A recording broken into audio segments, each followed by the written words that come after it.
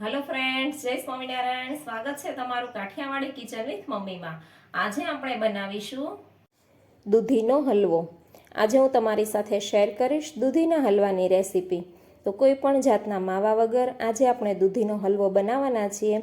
તો એકદમ સિમ્પલ રીતે દૂધીનો હલવો બનાવવાનું શરૂ કરીએ. તો એકદમ સ્વાદિષ્ટ અને જલ્દીથી બની જતો હલવો બનાવવા માટે મેં અહીંયા 2 નંગ દૂધી લીધી છે. હલવો બનાવવા માટે આ રીતની મીડિયમ થીક અને કૂણી દૂધી લેવી, જેથી તેમાં બિયાનો ભાગ ઓછો હોય. તો હવે આપણે પિલરની મદદથી દૂધીની છાલને કાઢી લઈશું. તો આપણે જોઈ શકીએ છીએ કે મેં અહીંયા દૂધીની બધી જ છાલ કાઢી લીધી છે અને દૂધીને હવે આપણે 2 ભાગમાં ડિવાઈડ કરી દઈશું. તો હવે હલવો બનાવવા માટે દૂધીને ખમણવા માટે આ રીતની મીડિયમ ખમણીથી દૂધીને આપણે ખમણી લઈશું. તો દૂધીને આપણે આ રીતે ફેરવીને ખમણી લઈશું.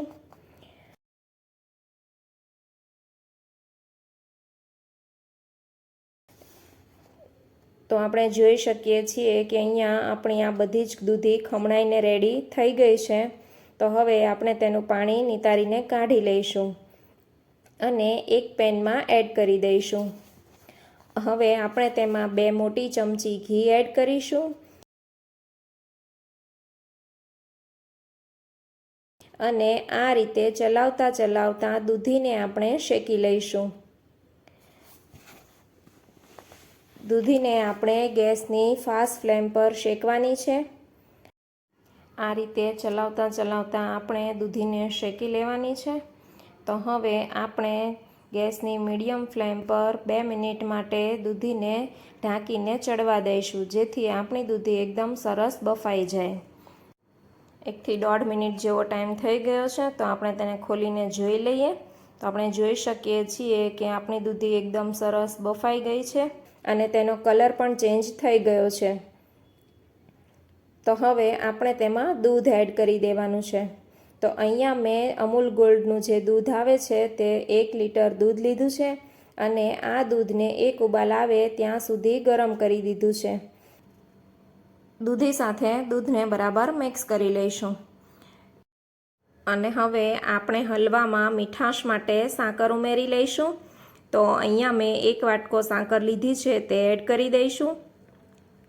સાકર તમે તમારા ટેસ્ટ પ્રમાણે વધુ કે ઓછી લઈ શકો છો. તો આપણે સાકર એડ કરી દીધી છે. તો હવે આપણે બધું બરાબર મિક્સ કરી લઈશું. તો મેં અહીંયા દૂધને ગરમ કરી લીધું છે, કેમ કે ઠંડા દૂધની જગ્યાએ આ રીતે થોડું ગરમ દૂધ એડ કરવાથી હલવો એકદમ માવાદાર તૈયાર થાય છે. અને હવે આપણે જોઈ શકીએ છીએ કે દૂધ સાથે દૂધી બરાબર કૂક થઈ ગઈ છે અને હલવો માવાદાર તૈયાર થાય એટલા માટે આપણે ગેસની મીડિયમ ફ્લેમ પર આપણે તેને ઉકળવા દઈશું અને વચ્ચે થોડું ચલાવતા રહીશું, જેથી તળિયે ચોંટી ના જાય. તો અહીંયા હલવાને માવા વગર માવેદાર બનાવવા માટે મેં અહીંયા 2 મોટી ચમચી જેટલી ઘરની તાજી મલાઈ લીધી છે. આ મલાઈને આપણે તેમાં એડ કરી દઈશું. આ રીતે હલવામાં મલાઈ એડ કરવાથી હલવો એકદમ માવાદાર તૈયાર થાય છે. તો આપણે જોઈ શકીએ છીએ કે આપણી મલાઈ પણ દૂધી સાથે એકદમ મિક્સ થઈ ગઈ છે. આ રીતે આપણે તેને ચલાવતા 7 થી 8 મિનિટ માટે આપણા હલવાને કૂક કરી લઈશું. તો આપણે જોઈ શકીએ છીએ કે હલવો હવે બરાબર કૂક થઈ ગયો છે અને બધું જ દૂધ દૂધીમાં ઓબ્ઝર્વ થઈ ગયું છે. તો હવે આપણે જોઈ શકીએ છીએ કે હલવો પેનની સપાટીને પણ છોડવા લાગ્યો છે, મતલબ કે આપણો હલવો કૂક થઈ ગયો છે. આ રીતે હલવામાંથી ઘી છૂટું પડવા માંડ્યું છે.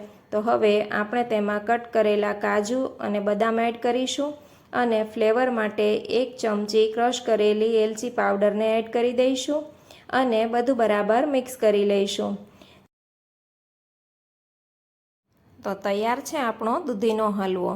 દૂધીની પ્રકૃતિ ઠંડી હોય છે, તો ગરમીની સિઝનમાં લૂથી બચાવે તેવો દૂધીનો હલવો બનીને રેડી છે. તો હવે ગેસની ફ્લેમને બંધ કરી દઈશું અને ગરમ હલવાને સર્વ કરી લઈશું.